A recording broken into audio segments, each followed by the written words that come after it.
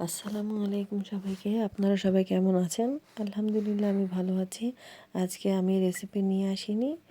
আমি সারাদিনের রান্নার কিছু ভিডিও আপনাদের সাথে শেয়ার করছি। প্রথমে আমি দেখিয়েছিলাম ফুলকপির পাকোড়া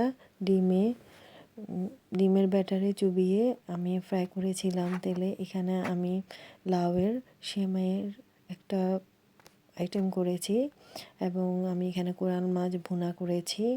আর আমার এই ভিডিওটি আপনাদের ভালো লেগে থাকলে আমার চ্যানেলটিকে সাবস্ক্রাইব করে আমার পাশে থাকবেন।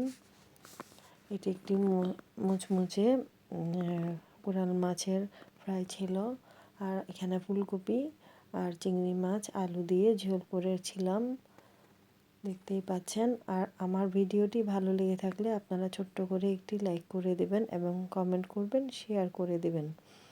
আমার এই ভিডিওটি এতটুকু যদি আপনাদের ভালো লেগে থাকে আমার চ্যানেলটি সাবস্ক্রাইব করে আমার পাশে থাকবেন। যারা অলরেডি করে দিয়েছেন তাদের জন্য রয়েছে অসংখ্য শুভকামনা। এগুলো হচ্ছে বেগুনের ভর্তা করেছিলাম, বেগুনের ভর্তা করে আমি ফ্রাইও করেছিলাম। তো সব শেষে আমি চা খেয়ে নিয়েছিলাম। চা না হলে এই শীতে একটুও ভালো লাগে না, মানে সতেজতা ফিরে আসে না। চায়ের মাধ্যমেই শরীর মন চাঙ্গা থাকে। চা খেতে আমি খুব পছন্দ করি। তো আমার চ্যানেলটি আপনারা স্কিপ না করে দেখবেন। তো যারা আমার চ্যানেলটিকে সাবস্ক্রাইব করে লাইক করছেন তাদেরকে অসংখ্য ধন্যবাদ। এখানে আমি কোরাল মাছ ফ্রাই করেছিলাম, তেলে ভেজে উঠিয়ে নিয়েছি।